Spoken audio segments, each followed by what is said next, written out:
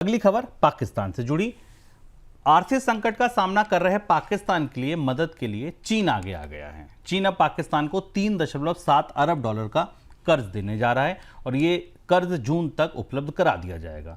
कर्ज को लेकर चीन की शर्त है कि वह अपनी करेंसी युआन में ही पाकिस्तान को लोन देगा। इस मदद से पाकिस्तान को अपना विदेशी मुद्रा भंडार डबल डिजिट में बनाए रखने में मदद मिलेगी। तो सर, कैसे दिया जाएगा लोन? अगर मान लीजिए युआन में देना है पाकिस्तान को कर्ज, कैसे ये ट्रांजैक्शन होगा, कैसे ये कर्ज दिया जाएगा?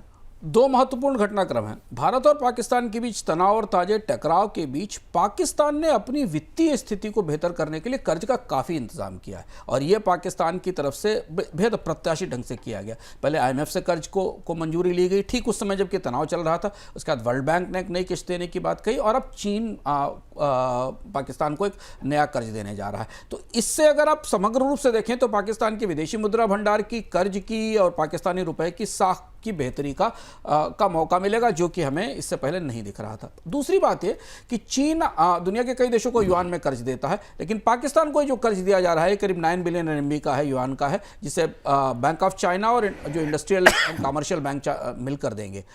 इसके पीछे रणनीति क्या है समझना जरूरी है। चीन जब भी युआन में कर्ज देता है किसी देश को तो उसके पीछे कोई सप्लाई या कोई किसी प्रोडक्ट की या किसी सर्विसेज की सप्लाई आती है।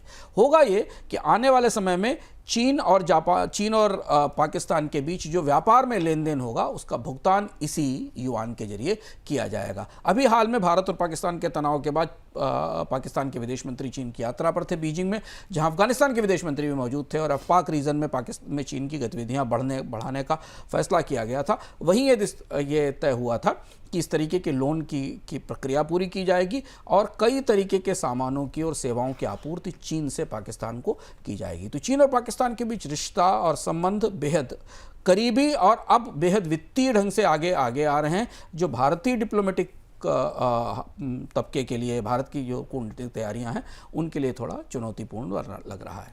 सर, दूसरी बात ये, फिर आगे रिश्ते कैसे आपको लगता है, रिश्ते क्या बताते हैं पाकिस्तान और चीन के?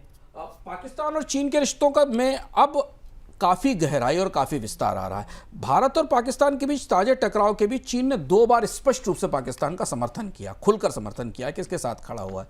दूसरी बात यह कि उसके तत्काल बाद पाकिस्तान के विदेश मंत्री ने चीन की यात्रा की और अब चीन ने वित्तीय मदद भी देना शुरू कर दिया है। जो सबसे महत्वपूर्ण बात आने वाले समय में देखने वाली होगी वो ये कि जो चीन का बेल्ट एंड रोड इनिशिएटिव है उसके एक हिस्से के तौर पर चाइना इकोनॉमिक पाकिस्तान कॉरिडोर बनाया जा रहा है, CEPC जिसको कहा जाता है, जो POK इलाके से लेकर हिंटरलैंड तक पाकिस्तान के भीतरी हिस्सों तक जा रहा है, जिसमें शहरों का बुनियादी ढांचा है, बिजली घर हैं, पुल हैं, सड़कें, ये सारा हिस्सा है।